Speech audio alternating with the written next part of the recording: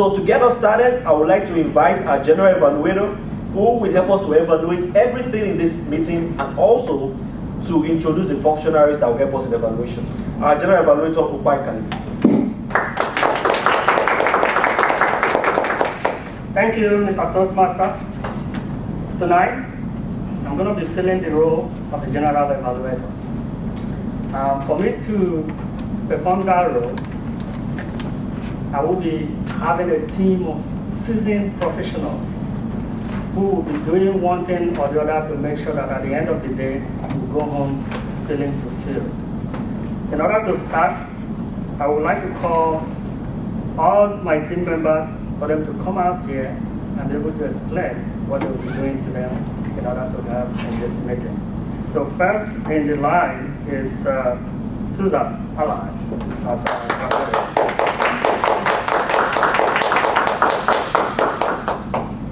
Good evening. My role today is the grammarian, and I have two responsibilities. My first responsibility is to introduce the word of the day, and my second responsibility is I will pay a lot of attention to your use of English and the use of grammar, and also the vivid use of words and phrases. The word of the day is audacious. Anybody know this word already? Yeah, raise your hand. Woo. Audacious is an adjective, and the root is actually Latin. It's audacia, and it means daring, boldness, and courage, and often gets applied in situations where someone does something pretty unusual, like becoming an astronaut and going to the moon. It can also mean challenging conventions and doing things that most people don't do, such as when Elizabeth Blackwell became the first woman in the United States to become a doctor. Blackwell then inspired Elizabeth Garrett Anderson to become the first female doctor in England, and the rest is history. In a sentence, you can use audacious visions of the total conquest of space. It's a little mouthful, but nonetheless, that's how it's used sometimes. So I will be listening to the way that you will audaciously use the word audacious, and hopefully you will get the chance to use a few times.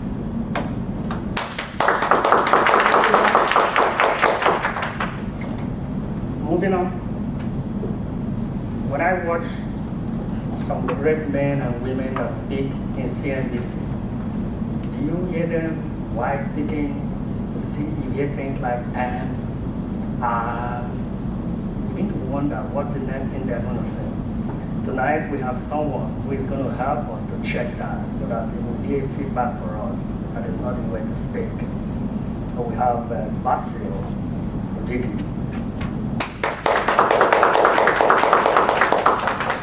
Good evening, fellow Toastmasters. My role today will be to listen very well to your speech and try to catch such words, such filler words as oh, who, and such other words like and, so that are misused in your sentences. I think I will be audacious enough in drawing your attention at the end of the exercise to do some little evaluation, find out how you can perform using the filler words. But I advise you to stay off filler words. Thank you. Thank you, Basil. Next is our timer. For those of us that are new, our club is being sponsored by Project Management Institute. And that means we are closer to project management. And one of the things about project management is about time management. And tonight, I have one of us that will be helping us to keep us in check with timing, and that's Melissa.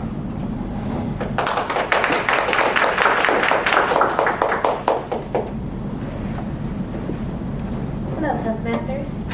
I have the responsibility of timer, and today I will be keeping track of the participants' times.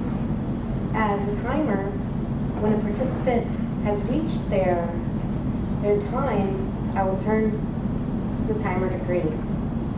Once they get to a midway point, the timer will go to yellow. And then once they have reached